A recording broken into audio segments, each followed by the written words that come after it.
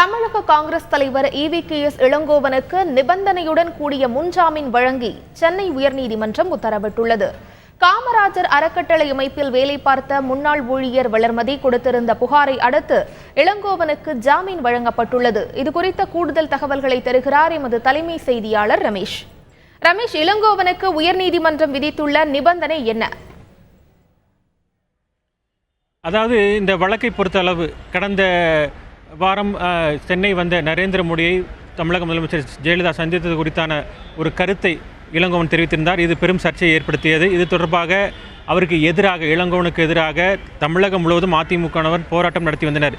இந்த நிலையில் தான் கடந்த 17ஆம் தேதி அந்த காமராஜர் அறக்கட்டளை என்ற அந்த அமைப்பினுடைய நிர்வாகி அங்கு வேலை பார்த்து வந்த டெலிஃபோன் ஆபரேட்டர் வளர்மதி என்ற பெண் தேனா கமிஷனர் அலுவலகத்திற்கு சென்று இளங்கோவனுக்கு எதிராக ஒரு புகாரை கொடுத்தார். அந்த புகாரில் இளங்கோவன் மற்றும் அங்கு வேலை பார்த்து வந்த நாராயணன் ஆகியோர் தன்னை மிரட்டியதாகவும் தன்னை அடித்து உதைத்ததாகவும் புகார் கொடுத்திருந்தார்.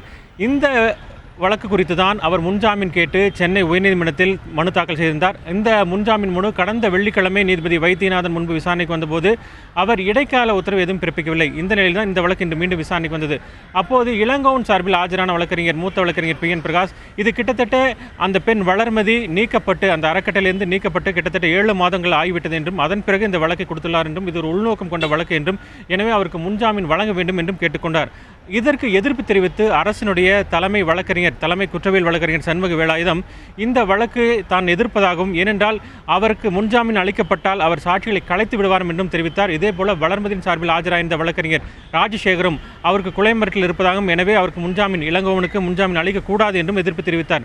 இந்த வாதங்களை எல்லாம் கேட்ட நீதிபதி வைத்தியநாதன் இளங்கோவனுக்கு நிபந்தனை முன்ஜாமீன் வழங்கி உத்தரவிட்டுள்ளார். அவர் நாகர்கோயிலில் தங்கியிருக்க வேண்டும் என்றும் உத்தரவிட்டார். ஆனால் அவர் நாகர்கோயில் அவருக்கு வழங்கி அதாவது முன்ஜாமீன் நிபந்தனையாக நாகர்கோயிலில் தங்கியிருக்க வேண்டும் என்று அவ்வாறு நிபந்தனை விதிக்கக்கூடாது என்று அவரது தரப்பு வழக்கறிஞர் இளங்கோவன் தரப்பு மூத்த வழக்கறிஞர் PN பிரகாஷ் தற்போது நீதிபதி வைத்தியநாதன் முன்பு வாதம் செய்து கொண்டிருக்கிறார். அந்த நிபந்தனை மாற்ற வேண்டும், குறிப்பாக நிபந்தனையே இல்லாமல் அவருக்கு முன்ஜாமீன் வழங்க வேண்டும் என்றும் அவர் கேட்டுக்கொண்டுள்ளார்.